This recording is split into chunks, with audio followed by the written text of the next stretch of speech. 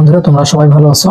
আজকে তোমাদের জন্য যে অঙ্কটা নিয়ে এসেছি আমি, তা হচ্ছে 13 সেন্টিমিটার ব্যাসার্ধ বিশিষ্ট বৃত্তের একটি জায়ের দৈর্ঘ্য 24 সেন্টিমিটার হলে কেন্দ্র থেকে উক্ত জায়ের লম্ব দূরত্ব কত হবে সেটা আমাদের বের করতে হবে। তো আমরা এখানে একটা আমি বোঝার জন্য তোমাদের বৃত্ত এঁকেছি। আমরা এই বৃত্ত আঁকবো এবং এই মানগুলো বসাবো। খুব সহজেই আমরা এই অঙ্কটা সমাধান করব। তো যাই হোক, তোমরা যারা আমার চ্যানেলে নতুন অবশ্যই চ্যানেলটি সাবস্ক্রাইব করে দাও। আর আমি রেগুলার তোমাদের জন্য এই অঙ্ক বা জব সলিউশন গণিত নিয়ে আসি। তো তোমরা কমেন্টে জানাবা এবং লাইক শেয়ার করে দিবা। তো আমরা এখন চলে যাব। এর আগে আমরা অঙ্কটাকে আরেকবার পড়ে নেই। তা হচ্ছে 13 সেন্টিমিটার ব্যাসার্ধ বিশিষ্ট বৃত্তের একটি জায়ের দৈর্ঘ্য 24 সেন্টিমিটার হলে কেন্দ্র থেকে উক্ত জায়ের লম্ব দূরত্ব কত সেন্টিমিটার। আমরা এখানে একটা বৃত্ত এঁকেছি। এই বৃত্ত তোমরা জানো যে একটা কেন্দ্র থাকে। আমরা ধরলাম এই কেন্দ্রটা ও, এই কেন্দ্রটা ও। এখন বলছে যে 13 সেন্টিমিটার বিশিষ্ট, আবার দেখো যে 13 সেন্টিমিটার ব্যাসার্ধ, অর্থাৎ এই যে একটা ব্যাসার্ধ তোমরা এটা নিলা, এখান থেকে একটা কি এই যে ব্যাসার্ধ, তাহলে হচ্ছে ব্যাসের অর্ধেক হচ্ছে ব্যাসার্ধ। তোমরা মনে রাখো যে পুরোটা যদি আমরা টান দিই তাহলে কি হবে, সেটা ব্যাস হবে, আর ব্যাসের অর্ধেক হচ্ছে ব্যাসার্ধ। এইটা আমরা কত জানি, 13 সেন্টিমিটার।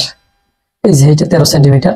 এখন বলছে যে একটি জায়ের দৈর্ঘ্য, তাহলে দেখো আবার পড়ো যে 13 সেন্টিমিটার ব্যাসার্ধ বিশিষ্ট বৃত্তের একটি জ্যা এর দৈর্ঘ্য কত, 24 সেন্টিমিটার।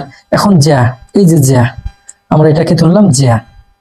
তোমরা জানো আমরা যদি এই যেহেতু কেন্দ্র এইটা, এখান থেকে যদি একটা টানি আমরা, কি হবে সেটা ব্যাস হবে, অর্ধেক টানলে কি হবে ব্যাসার্ধ হবে। এবং এই কেন্দ্র থেকে দূরে এইদিকে বা এইদিকে বা এইদিকে বা এইদিকে যদি আমরা একটা রেখা টানি তাহলে কি সেটা কি হবে, সেটা হবে বৃত্তের জ্যা। বলছে যে বৃত্তের জ্যায়ের দৈর্ঘ্য কত, 24, এই যে 24 সেন্টিমিটার। 24 সেন্টিমিটার বসালাম। এখন বলছে যে উক্ত জায়ের লম্ব দূরত্ব কত সেন্টিমিটার। উক্ত জায়ের লম্ব দূরত্ব, দেখো এই জ্যা থেকে লম্ব একটা দূরত্ব, এই যে একটা লম্ব দূরত্ব একটা নেও তোমরা, এই যে লম্ব দূরত্ব নিলা। তাহলে দেখো এইটার তোমাদের দূরত্ব জানতে চাওয়া হয়েছে।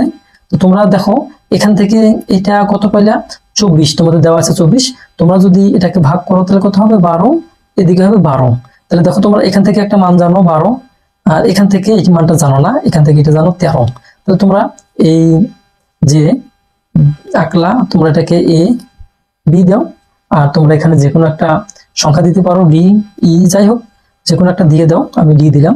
তাহলে দেখো তোমরা এইখানে কিসে মান তোমার জানা আছে, এডির মান আছে 12 আর ও এর মান আছে 13। তাহলে এই যে ওডি বা ডিও মান বের করতে হবে। তোমরা লিখতে পারো যে এখানে এ ডি কত, 12 সেন্টিমিটার। ও এ সমান কত, 13, এই যে 13 সেন্টিমিটার লিখলা। এখন তোমাদের ওডি সমান কি, হোয়াট, এই মানটা তোমাদের বের করতে হবে। তা তোমরা দেখো তোমাদের এই অংশটা কত হবে, 90 ডিগ্রি। তাহলে তোমরা জানো সমবাহু, এটা সমকোণী ত্রিভুজ, এর একটা কোণ কত, 90 ডিগ্রি। তাহলে এটা সমকোণী ত্রিভুজ। এই তোর সমকোণী ত্রিভুজের সূত্র তোমরা কি জানো, তোমরা জানো যে অতিভুজ স্কোয়ার সমান এই যে ভূমি স্কোয়ার প্লাস উচ্চতা বা হাইট এর উপর স্কোয়ার। তাহলে তোমরা লিখতে পারো এখানে অতিভুজ স্কোয়ার সমান কি, ভূমি স্কোয়ার যোগ উচ্চতা স্কোয়ার। দেখো তোমাদের এখানে কি লাগবে, তোমাদের উচ্চতা। তাহলে তোমরা উচ্চতা স্কোয়ার সমান কি লিখতে পারো, এখন অতিভুজ স্কোয়ার মাইনাস কত, ভূমি স্কোয়ার। তাহলে দেখো এখানকার যদি তোমরা এই উচ্চতা রেখে এখানে যে স্কোয়ার আছে, স্কোয়ারটা ডান পাশে দিলে কি হবে, রুট হবে। তাহলে দেখো অতিভুজ স্কোয়ার ভূমি স্কোয়ার, তোমরা কিন্তু এটা পেয়ে গেলে। এখন মান বসাই দাও। তোমাদের অতিভুজের মান কত, 13 উপর স্কোয়ার মাইনাস ভূমি কত 12, আমি বাংলা ইংরেজি একটা লিখলাম তাই হোক, এই যে 13 স্কোয়ার 12 স্কোয়ার। তাহলে এখান থেকে তোমরা যদি সমাধান করো তাহলে 13 উপর স্কোয়ার দিলে কত হবে 169, আর 12 উপর স্কোয়ার দিলে কত হবে 144। তাহলে এখান থেকে তোমরা যদি 169 থেকে 144 বাদ দাও তাহলে তোমাদের কত আসবে 25। এখন দেখো যদি তোমরা 25 উপরে বর্গ দাও তাহলে কত হবে 5 সেন্টিমিটার।